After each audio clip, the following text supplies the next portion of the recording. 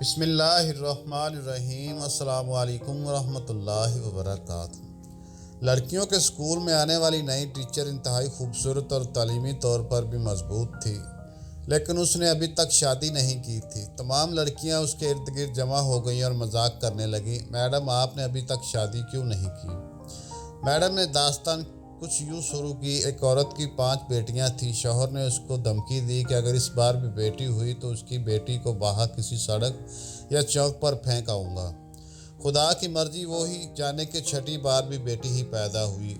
شوہر نے بیٹی کو اٹھایا اور رات کے اندھیرے میں شہر کے بیچوں بیچ چوک پر رکھایا۔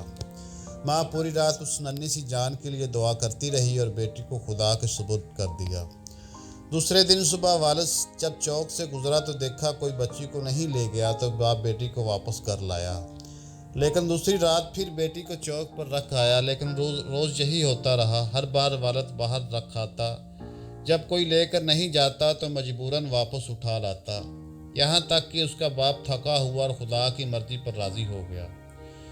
پھر خدا نے کچھ ایسا کیا کہ 1 سال بعد ماں پھر پیٹ سے ہو گئی۔ اس بار اسے بیٹا ہوا، لیکن چند دن بعد بیٹیوں میں سے ایک کی موت ہو گئی، یہاں تک کہ ماں 5 بار پیٹ سے ہوئی۔ 5 بیٹے ہوئے، لیکن ہر بار اس کی بیٹیوں میں سے ایک اس دنیا سے چلی جاتی۔ صرف ایک ہی بیٹی زندہ بچی، اور وہ وہی بیٹی تھی جس سے باپ جان چھڑانا چاہ رہا تھا۔ ماں بھی اس دنیا سے چلی گئی۔ ادھر 5 بیٹے اور ایک بیٹی، سب بڑے ہو گئے۔ ٹیچر نے کہا، پتہ ہے وہ بیٹی جو زندہ رہ گئی کون ہے؟ وہ میں ہوں، اور میں نے ابھی تک شادی اس لیے نہیں کی کہ میرے والد اتنے بوڑھے ہو گئے ہیں کہ اپنے ہاتھ سے کھانا بھی نہیں کھا سکتے، اور کوئی دوسرا نہیں جو ان کی خدمت کرے، بس میں ہی ان کی خدمت کیا کرتی ہوں۔ اور وہ 5 بیٹے کبھی کبھی آ کر باپ کا حال چال پوچھ جاتے ہیں۔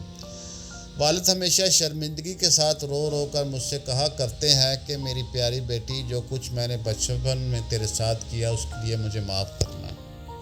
میں نے کہیں بیٹی کی باپ سے محبت کے بارے میں ایک پیاری سی قصہ پڑھا تھا کہ ایک باپ بیٹے کے ساتھ فٹ بال کھیل رہا تھا اور بیٹے کا حوصلہ بڑھانے کے لیے جان بوجھ کر ہار رہا تھا۔